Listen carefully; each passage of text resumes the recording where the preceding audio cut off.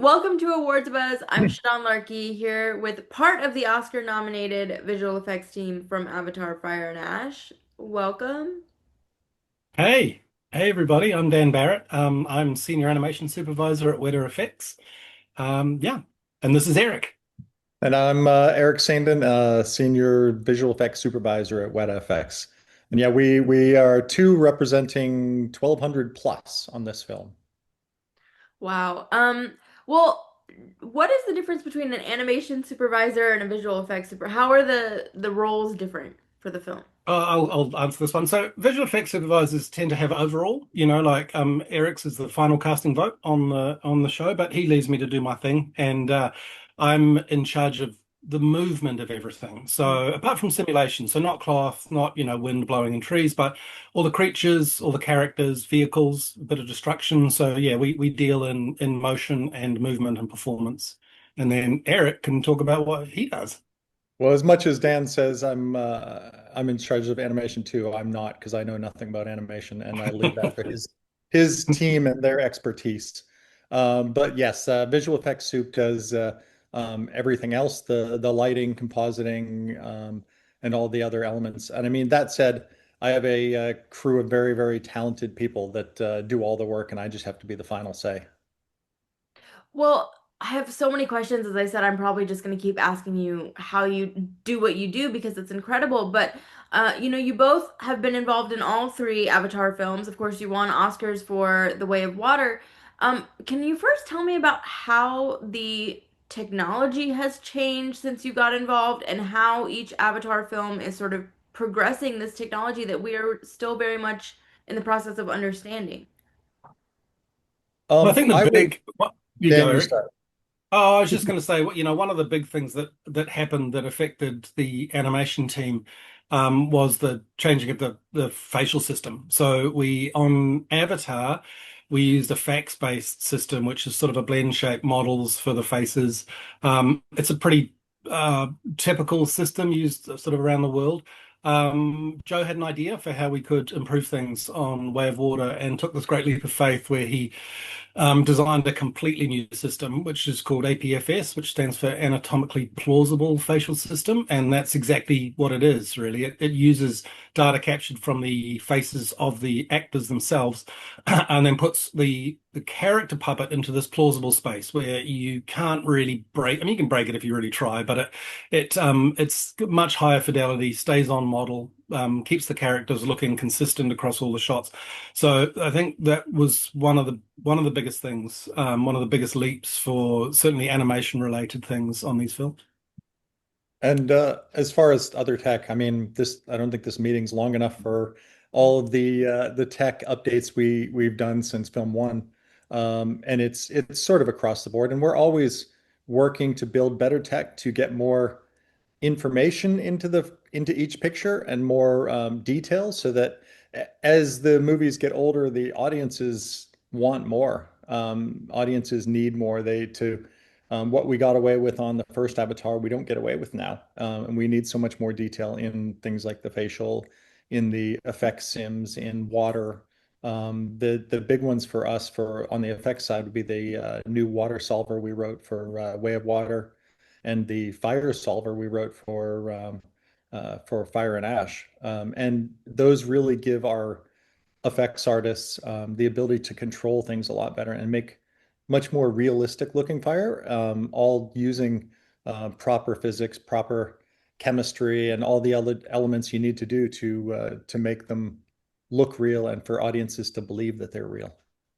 Well, Eric, tell me more about that because famously one of the most difficult things to get right with visual effects is fire, and now you have this entire new introduction of characters that are very much about that, and there's a lot of fire in the film. And I mean, tell me about the physics. Like that's so interesting because when people think of visual effects, they don't think about that. I guess they think of people behind computers doing, Yeah, well, punching in keys. So tell me more. well, we have a new system that, if you break it down to sort of the simpler forms without getting into the math behind it all, it actually takes everything into account. Like it takes into the fuel, what type of fuel you're going to use to ignite, because depending on the type of fuel, it changes the color of the fire, it changes the temperature of the fire, all those different elements. It takes into the water or the air and the atmospheric conditions and things like wind or breezes or where you are in the atmosphere. Like if you're higher up, it's going to take into account the thinner air. It's all of these little details that we can add to it that help us to understand what the fire should look like. And we spent a lot of time matching to reality. And Joe's talked a lot about this, that we really went back to the basics. The first thing we wanted to match was a candle. It's the simplest form of fire, but it turns out it has thousands of different reactions happening at the same time to generate a candle that looks proper. It does the proper movement. It has the proper color. All of those simple things. And we started with something as simple as a candle, went up to shooting reference of flamethrowers up at the landfill up the street. We got land flamethrowers and burnt all these things, and so that we could actually match that exactly with our CG fire. And we would come up with something with the right temperature of fire, the color in all the different lighting conditions, so that audiences understood what the fire was and they bought it. Because fire is one of those real, it's like water. It's real tricky to get right. And if you get it just slightly wrong, it will throw people out of the movie. Absolutely, just looks off.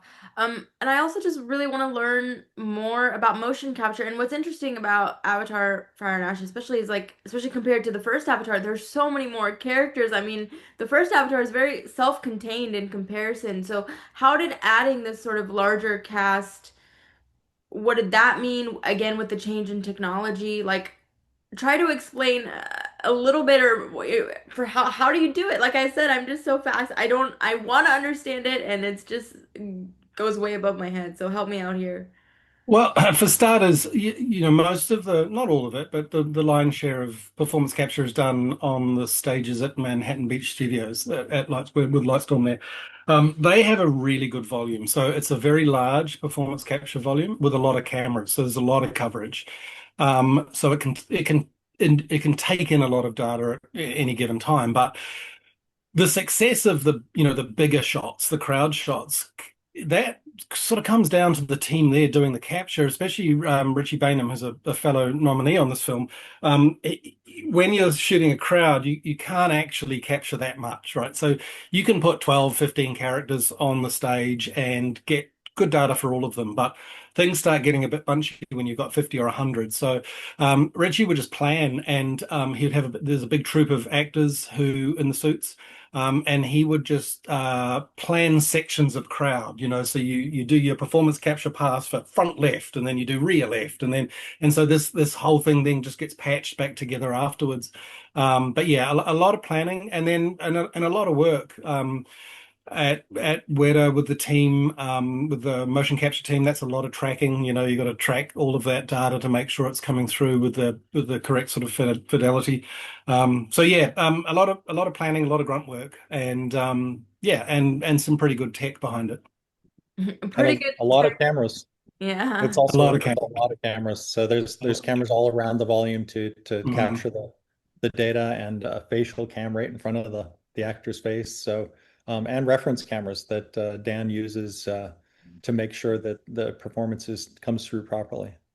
Yeah, and I should also say that we have a for the bigger sort of wider crowd shot, we use Massive, which is a crowd simulation software that we've had for years, and also then the motion edit team who sort of deal with the performance capture side of things at Weta.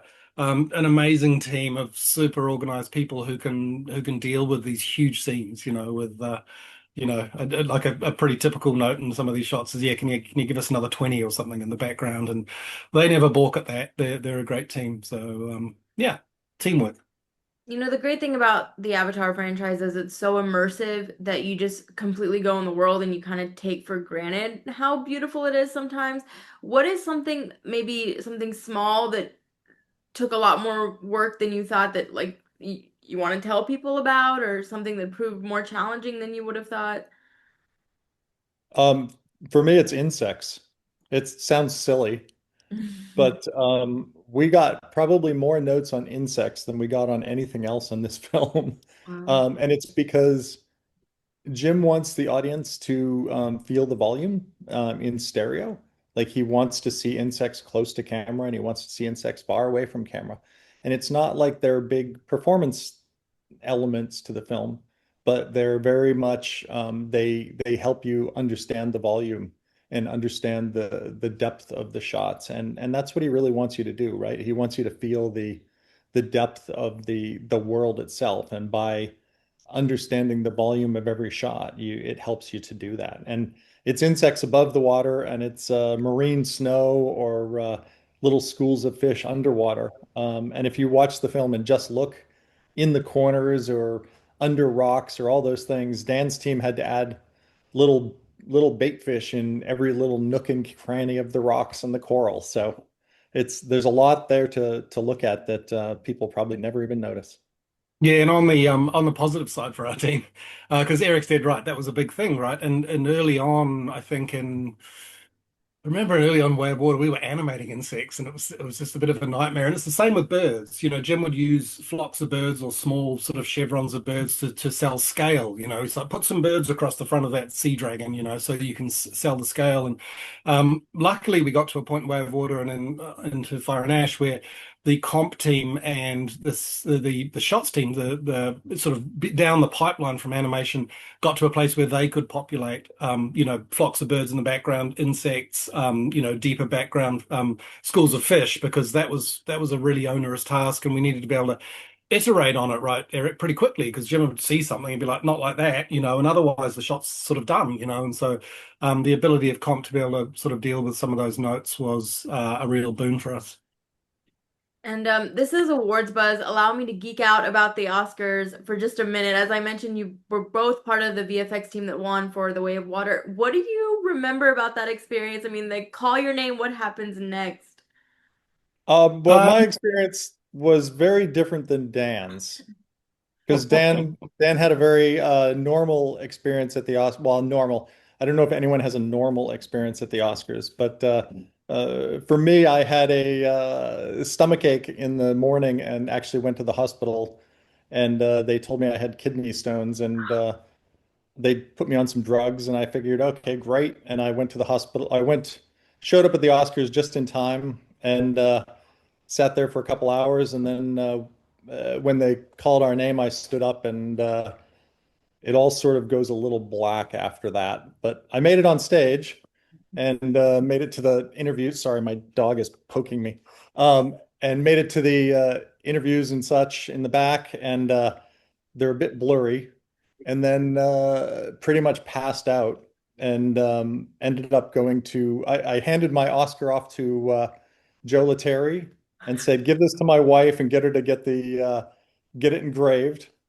And that was the last anyone heard from me until the next morning because I went back to the hospital and they said I had a ruptured upper intestine and went into surgery before I even texted anyone else. So while Dan was having his fun party, I was getting surgery. Yeah, so anyway, what's supposed to happen is they call your name. I was pretty nervous, and they call your name and up you go. And it was funny that getting the statuette handed to me, the guy that was holding it said it's heavy before he handed it over, just to make sure I didn't drop it. And then backstage, there's photos. A